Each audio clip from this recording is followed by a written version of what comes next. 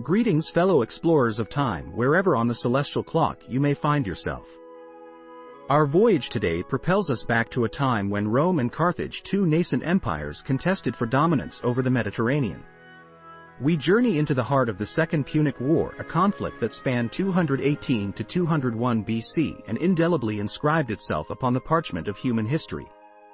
The curtain rises on our historical drama with the audacious plans of Hannibal Barca. As a Carthaginian general and statesman, Hannibal was esteemed for his bold strategies and indomitable spirit. His audacious plan was to march an army replete with war elephants from Spain over the towering Alps and into the unsuspecting lap of Italy. Picture a mammoth trek, but well, with actual mammoths. The initial clash, the Battle of Trebia, unfolded on a day so cold it would make a polar bear shiver. The Roman legions, bracing against the icy winds and probably cursing their subpar togas, were cajoled into crossing the frigid waters of the Trebia River. On the other side, Hannibal's forces, warmed by fires and fortified by a substantial breakfast, ambushed the frost-bitten Romans.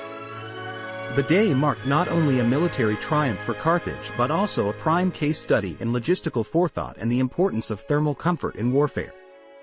Ever ambitious, Hannibal led his forces onward to Lake Trasimene in 217 BC. Anticipating perhaps a tranquil lakeside retreat, the Romans were met instead with a lethal surprise from the Carthaginian forces. Hannibal's utilization of guerrilla tactics and topographical knowledge secured yet another victory for Carthage, transforming the tranquil lake into a watercolor of Roman defeat. One cannot delve into this historic period without recounting the Battle of Cannae in 216 BC, a masterclass in tactical acumen. Here, Hannibal, despite being outnumbered, deployed the double envelopment tactic. The Romans found themselves encircled and decimated by the Carthaginian forces. This disastrous defeat led to a crucial introspection and consequent evolution of Roman military doctrine. Enter Fabius Maximus, the cunctator or delayer. He, recognizing the inadequacy of Rome's conventional tactics, championed a new approach, a war of attrition.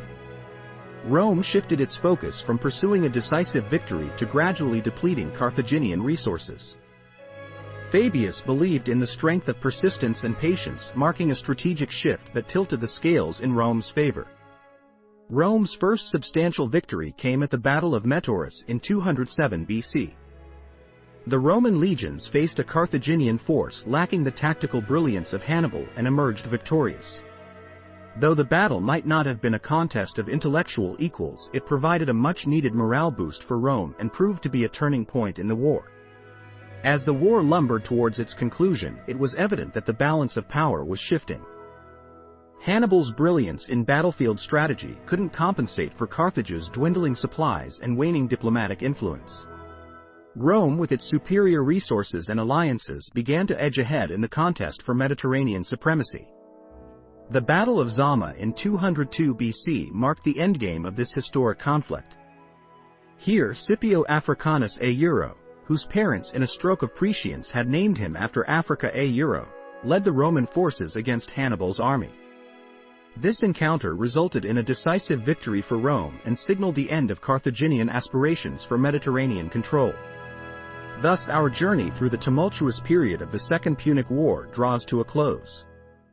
Hannibal, once a dazzling beacon of Carthaginian power and prestige, was reduced to a flicker, while Rome, resilient and adaptive, emerged as the Mediterranean's paramount power. The war stands as a testament to human resilience, strategic ingenuity, and the significant role of logistical planning in warfare. As we tread further into the vast landscapes of history, we find narratives stranger, more humorous, and far more profound than any work of fiction. So, until our next historical exploration, remember that the past is an ever-unfolding saga of our shared human experience.